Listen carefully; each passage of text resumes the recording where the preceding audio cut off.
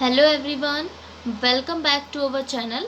तो चलिए आज शुरू करेंगे हम लोग अपनी जनरल अवेयरनेस की क्लास।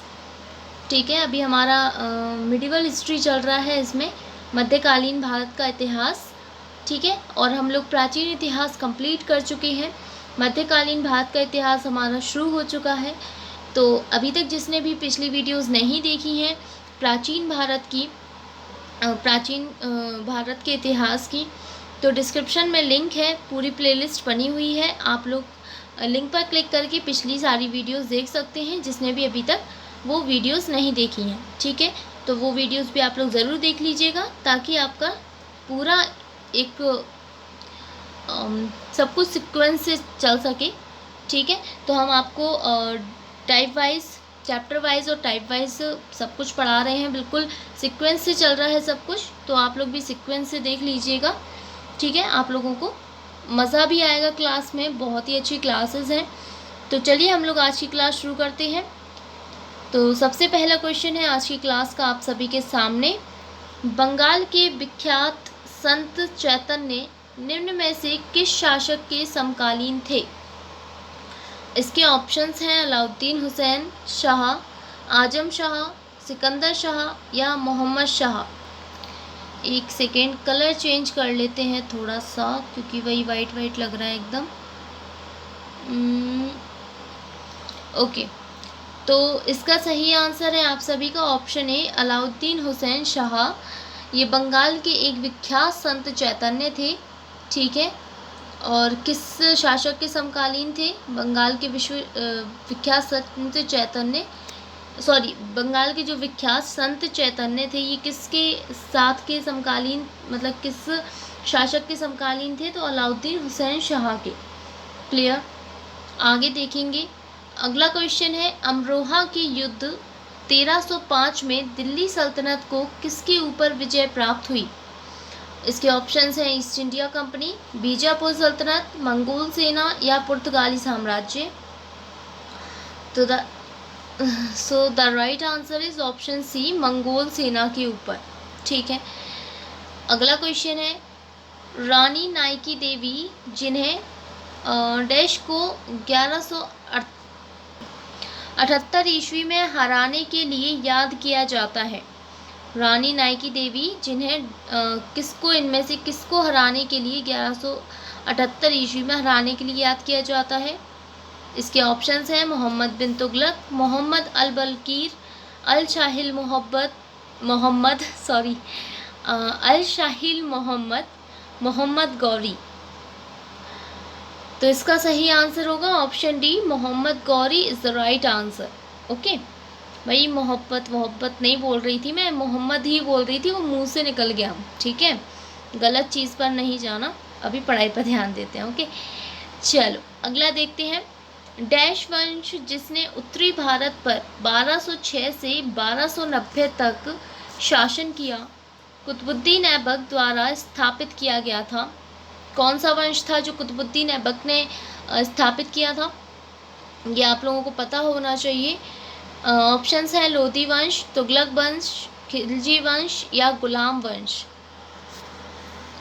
तो इसका सही आंसर होगा ऑप्शन डी, गुलाम वंश के संस्थापक थे कुतुबुद्दीन ऐबक। ये बहुत इंपॉर्टेंट क्वेश्चन है, काफ़ी जगहों पर पूछा जाता है कॉम्पिटिटिव एग्ज़ाम में। ठीक है, तो इसके जो संस्थापक कौन थे? कुतुबुद्दीन ऐबक। ओके, मेरी राइटिंग थोड़ी सी ज़्यादा गंदी आई है। ठीक है, अब मैं आगे लिखूंगी तो अच्छे से लिखूंगी। ठीक है, अब समझ जाना। खैर, ये तो लिखा ही है, कुतुबुद्दीन ऐबक। ओके, चलिए अगला क्वेश्चन देखेंगे। 1026 ईस्वी में प्रसिद्ध सोमनाथ मंदिर पर हमला और लूटपाट किसने की थी? इसके ऑप्शंस हैं Mohammad Ghori, Mahmud Ghaznavi, Ghazni, oh my God, Ghazni नहीं है। ठीक है, आमिर खान नहीं है यहाँ पर। हाँ, तो महमूद गजनवी, नादिर शाह या चंगेज़ खान। तो इसका सही आंसर ऑप्शन बी है, मोहम्मद गजनवी ने। सोमनाथ मंदिर काफ़ी फेमस मंदिर है। ठीक है, तो इसे आप लोग ज़रूर याद रखिएगा। और ये इस पर जो हमला और लूटपाट हुई थी वो महमूद गजनवी ने की थी।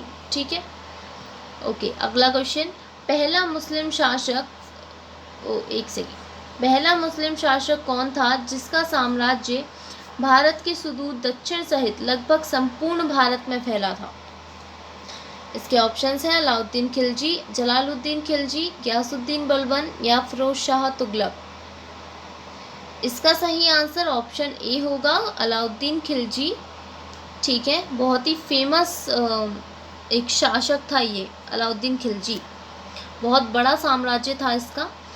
निम्नलिखित में से मोहम्मद गौरी का गुलाम कौन था? मोहम्मद गौरी का गुलाम कौन था?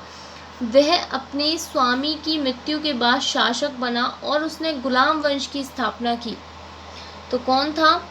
इसके ऑप्शंस हैं गयासुद्दीन बलबन, इल्तुतमिश, नासिरुद्दीन महमूद या कुतुबुद्दीन ऐबक। तो इसका सही आंसर, अभी हम लोगों ने पढ़ा था शायद, गुलाम वंश के संस्थापक, अभी हम लोग पीछे पढ़कर आए हैं जस्ट, यस पढ़कर आए हैं ना। तो चलो फिर इसका आंसर आप लोग बताइए कमेंट करके। ठीक है, हम लोगों ने अभी पीछे पढ़ा है गुलाम वंश के संस्थापक, तो अब आप बताइए इसमें से कि कौन सा आंसर सही होगा। ठीक है, तो ओके, कमेंट कीजिए सही आंसर, गुलाम वंश के संस्थापक कौन था। चलिए नेक्स्ट क्वेश्चन देखेंगे, अलाउद्दीन खिलजी के शासनकाल में निम्नलिखित में से कौन राज्यपाल था? राज्यपाल था भाई, ऑप्शंस हैं अलाउद्दीन खिलजी, जलालुद्दीन खिलजी, शमसुद्दीन इल्तुतमिश, गयासुद्दीन तुगलक या Nasiruddin Mahmud. So the right answer is option C, Ghiyasuddin Tughlaq. अगला क्वेश्चन, सैयद राजवंश की स्थापना किसने की? सैयद राजवंश, इसके ऑप्शंस हैं निजाम शाह, मोहम्मद बिन फरीद, खिज़्र खां और बहलूल खान। ठीक है, तो निज़ाम शाह, मोहम्मद बिन फरीद, खिज़्र खान या बहलूल खान। तो इसका सही आंसर होगा क्या? ऑप्शन सी, खिज़्र खान ने। ठीक है, खिज़्र खान ने सैयद राजवंश की स्थापना की थी। ठीक है, सैयद राजवंश के बाद कौन सा वंश आया था? ये चौथा वंश था भाई दिल्ली सल्तनत का, याद रखना, दिल्ली सल्तनत का चौथा वंश। ठीक है, दिल्ली सल्तनत का ये चौथा वंश था।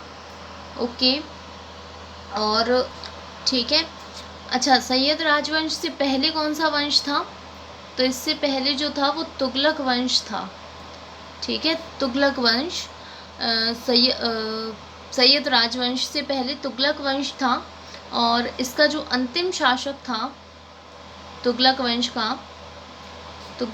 का अंतिम शासक, ठीक है, तो तुगलक वंश का अंतिम शासक कौन था? महमूद तुगलक।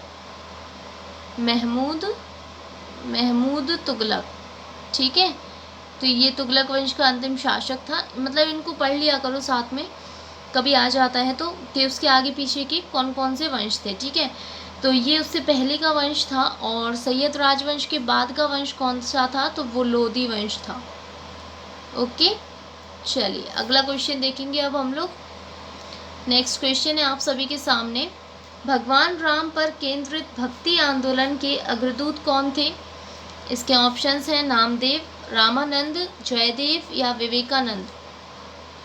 तो इसको याद करने में कोई प्रॉब्लम नहीं होगी, राम पर केंद्रित भक्ति आंदोलन के अग्रदूत रामानंद थे। ठीक है, चलिए, कुतुब मीनार का नाम सूफी संत के नाम पर रखा गया था। किस सूफी संत के नाम पर रखा गया कुतुब मीनार का नाम? इसके ऑप्शंस हैं सैयद वहीद अशरफ, अलाउद्दीन साविर कलियारी, ख्वाजा कुतुबुद्दीन बख्तियार काकी और कुतुबुद्दीन ऐबक।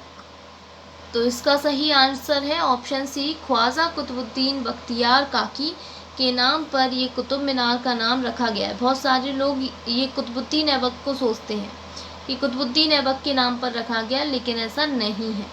ठीक है, तो ये याद रखना, किसके नाम पर रखा गया? ख्वाजा कुतुबुद्दीन बख्तियार काकी के नाम। चलिए अगला क्वेश्चन देखेंगे, गुजरात के बाघेला राजवंश का वह अंतिम शासक कौन था जिसकी हार के बाद अलाउद्दीन खिलजी को राज्य दिया गया था? इसके ऑप्शंस हैं अर्जुन देव, सारंग देव, करण देव या राम। इसका सही आंसर है ऑप्शन सी, करण देव। ठीक है, बाघेला राजवंश का ये अंतिम शासक था करण देव। निम्नलिखित में से कौन दिल्ली का पहला सैयद शासक था, मतलब सैयद वंश का संस्थापक। ओके, सैयद शासक था मतलब सैयद वंश का संस्थापक कौन था, तो बताइए सैयद वंश का संस्थापक कौन था। मुबारक शाह, आलम शाह, मोहम्मद शाह या खिर्ज खां। तो इसका सही आंसर है ऑप्शन डी, खिर्ज खां। ठीक है, चलिए अगला क्वेश्चन है, डैश ने अरब सागर के किनारे काठियावाड़ के दक्षिणी तट पर हमला किया, जहां उसने 1026 में सोमनाथ शहर और उस शहर के प्रसिद्ध हिंदू मंदिर को लूटा। किसने? इसके ऑप्शंस हैं फिरोज शाह तुगलक, महमूद गजनबी, अहमद शाह तुगलक या मोहम्मद बिन तुगलक। तो इसका सही आंसर, अभी हम लोगों ने इसके बारे में भी पीछे पढ़ा है, सोमनाथ मंदिर को लूटने वाला, सोमनाथ मंदिर को पर किसने हमला और लूटपाट की थी, तो अभी हमने पीछे आंसर पढ़ा। तो इसका भी आंसर कमेंट करके बताइएगा आप लोग कि कौन सा है। ठीक है, कौन सा आंसर इसका सही होगा, तो इसका भी आंसर आपको कमेंट करके बताना है। और पीछे एक और क्वेश्चन हम लोगों ने अभी छोड़ा है, उसका भी आंसर आप लोगों को ही कमेंट करके बताना है, क्योंकि हम लोग इनके आंसर्स ऑलरेडी पढ़ चुके हैं। ठीक है, और जस्ट इसी वीडियो में हमने पढ़ा है, तो आई होप आप लोगों को याद होंगे। तो जल्दी से कमेंट कीजिए सही आंसर। ठीक है, जो 2 क्वेश्चंस हमने छोड़े हैं। चलिए, निम्न में से कौन भारतीय सम्राट को महमूद गजनवी ने अपने प्रथम आक्रमण में 1001 ईस्वी में हराया था।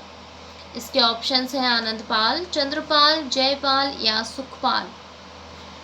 The right answer is option C, Jaipal. Okay, so यहाँ पर आप सभी के क्वेश्चंस होते हैं कंप्लीट, और अब हम लोग अपनी क्लास को यहीं पर एंड करेंगे, और अब हम मिलेंगे आप लोगों के साथ नेक्स्ट वीडियो में। ठीक है, आगे के क्वेश्चंस के साथ। तो सभी लोग तैयार रहिएगा नेक्स्ट क्लास के लिए, और जाने से पहले सभी लोग वीडियो को लाइक ज़रूर कर दीजिएगा, अपने दोस्तों के साथ शेयर कर दीजिएगा, और जिसने भी अभी तक चैनल को सब्सक्राइब नहीं किया है जल्दी से चैनल को सब्सक्राइब ज़रूर कर लीजिएगा, ताकि आपको डेली ऐसी वीडियोस मिलती रहें। ठीक है, चैनल पर आप लोगों के लिए करंट अफेयर्स की भी डेली वीडियोस आती हैं, आप लोग जाकर देख सकते हैं, पूरी आपको वीडियोस मिल जाएंगी, और ये क्लासेस भी हमारी डेली चलती ही हैं, तो आप लोग जाइए और वो वीडियोस देख सकते हैं। ठीक है, तो thank you and have a nice day.